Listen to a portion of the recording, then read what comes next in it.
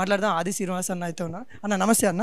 నమస్తే. అన్న ఇలా చూడొచ్చు అన్న, ఇప్పుడు దేనికైనా రెడీ అని కేటీఆర్ కూడా అని అంటూ ఉన్నారు, సిద్ధమని ఆయన అంటూ ఉన్నారు. ఏ విధంగా చూడొచ్చు ఈ డ్రగ్స్ విషయం?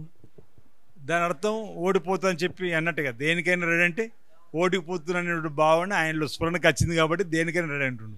ఇప్పటికే 4 మాసాల కింద జరిగిన ఎన్నికలు రాష్ట్రంలో ప్రభుత్వాన్ని ప్రజలు తిరస్కరించారు, మెజార్టీ కాంగ్రెస్కి ఇచ్చారు.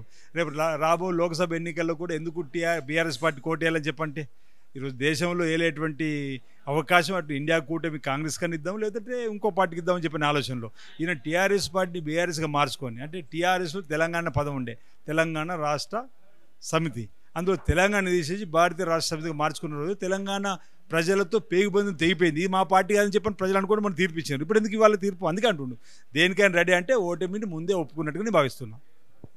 ఏమంటున్నారంటే ఈ ఎన్నికల ముందు ఒకవైపు బీజేపీ ఏమో అరెస్టులు చేస్తూ ఉంది, కాంగ్రెస్ ఏమో మా మీద మాటల ఏదైతే లేనిపోని మాటలు చెప్తా ఉంది, అవన్నీ అవస్థలు అని చెప్తా ఉన్నారు కదా కేటీఆర్ గారు.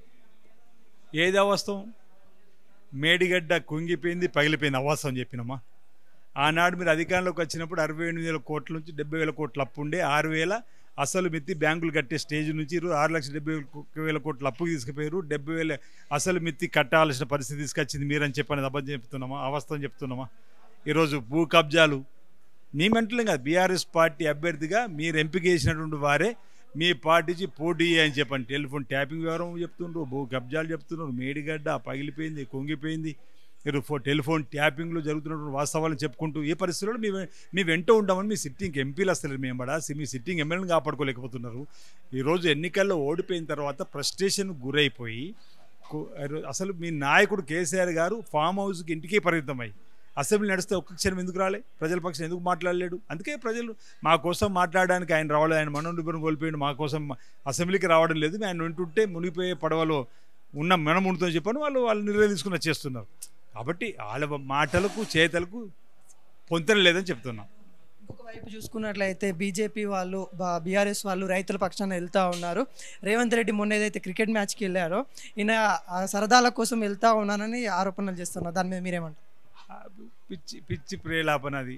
ఇప్పుడు క్రికెట్కు సంబంధించిన అంశం తెలంగాణలో అతిపెద్ద మ్యాచ్ జరుగుతున్నప్పుడు పోకపోతే ఓ రకం, ఇక్కడ జరుగుతుంది క్రికెట్ క్రీడాభిమానులు పట్టించుకోవాలంటారు, పోతే ఈ రకం. ఈరోజు నిండా మీలాగా ఫామ్ హౌస్కో మీలాగా ప్రగతి భవన్కో పరిమితం కాదు మా నాయకుడు. ఎన్నికల కోడ్ ఉందని ఇప్పుడు సెక్రటరీకి పోవలేదు, కానీ ఎన్నికల కోడ్ లేకందు ముందు మీరు తెరిచి చూడండి పుస్తకం.